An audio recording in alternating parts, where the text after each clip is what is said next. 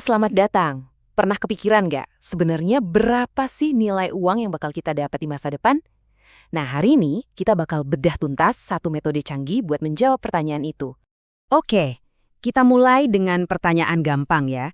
Kalau saya kasih pilihan, Anda mau 1 juta rupiah sekarang atau 1 juta rupiah pas 1 tahun dari sekarang? Saya yakin deh sebagian besar dari kita pasti langsung jawab, ya sekarang lah. Dan itu pilihan yang sangat cerdas. Kenapa begitu?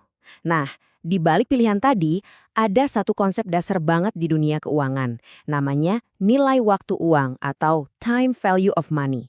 Simpelnya gini, uang yang ada di kantong kita sekarang itu nilainya lebih tinggi. Kok bisa? Ya karena uang itu bisa langsung kita puterin, bisa diinvestasiin, dan dapat bunga. Belum lagi ada yang namanya inflasi yang bikin nilai uang di masa depan itu makin tergerus. Tapi kan, para profesional keuangan itu nggak cuma ngandalin firasat aja ya. Mereka butuh alat yang benar-benar akurat buat ngitung perbedaan nilai ini, apalagi kalau keputusannya menyangkut investasi besar. Dan alat itu namanya discounted cash flow atau kita singkat aja DCF. Anggap aja DCF ini semacam mesin waktu buat duit. Jadi, dia mengambil semua perkiraan pemasukan kita di masa depan, terus ditarik mundur buat dihitung. Kalau dijadiin uang hari ini, nilainya jadi berapa ya? Dengan cara ini, kita bisa bandingin apel dengan apel, jadi lebih gampang nentuin sebuah investasi itu layak atau enggak. Oke, cara kerja DCF ini sebenarnya cuma berpegang pada 2 pilar utama. Pertama, kita harus jadi peramal dulu nih. Kita estimasiin kira-kira berapa banyak uang yang bakal masuk dari investasi ini di tahun-tahun mendatang. Kedua, kita pakai prinsip nilai waktu uang tadi buat mendiskon atau ya menyesuaikan nilai uang masa depan itu biar jadi nilai sekarang.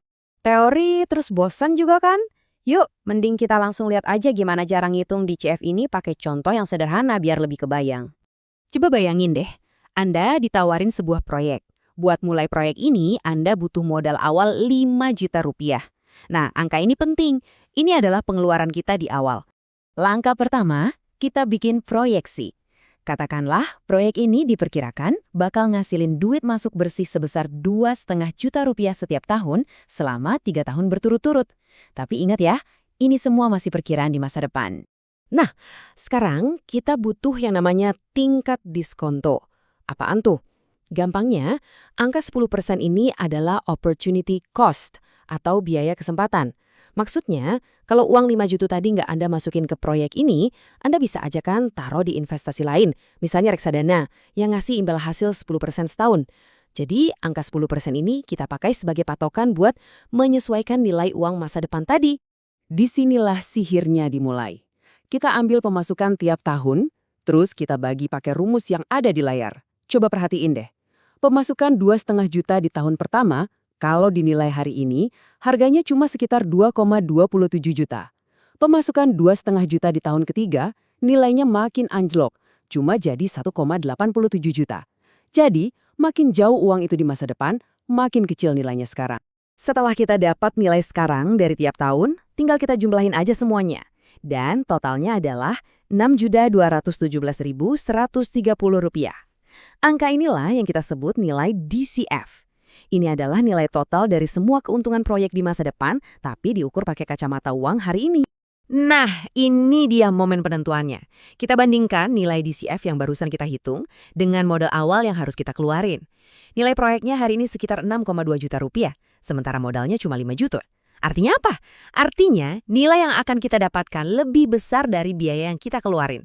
Proyek ini punya net present value positif. Kesimpulannya, proyek ini untung dan layak banget buat dijalankan. Eits, tapi tunggu dulu. DCF ini bukan bola kristal ajaib yang 100% akurat ya. Walaupun alat ini sangat-sangat berguna, kita juga harus sadar kalau metode ini punya kelebihan dan juga kekurangan. Di sini kita bisa lihat perbandingannya.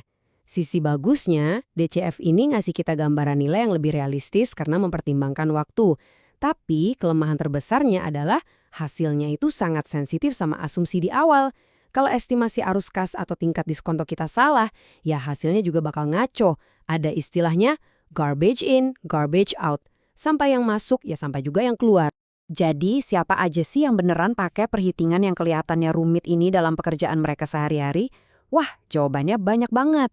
Para investor pakai DCF buat nentuin harga wajar sebuah saham. Perusahaan-perusahaan raksasa juga pakai ini waktu mau akuisisi atau membeli perusahaan lain. Manajer keuangan di berbagai industri juga ngandelin DCF buat milih proyek mana yang paling menguntungkan. Mulai dari properti sampai merger, DCF ini udah kayak bahasa universal untuk menilai masa depan. Nah, sekarang giliran Anda. Setelah kita ngobrolin semua ini, kira-kira ada nggak peluang investasi di sekitar Anda? Mungkin bisnis kecil, properti, atau saham yang sekarang Anda lihat dengan cara yang benar-benar berbeda? Coba dipikirin. Makasih banyak udah menyimak.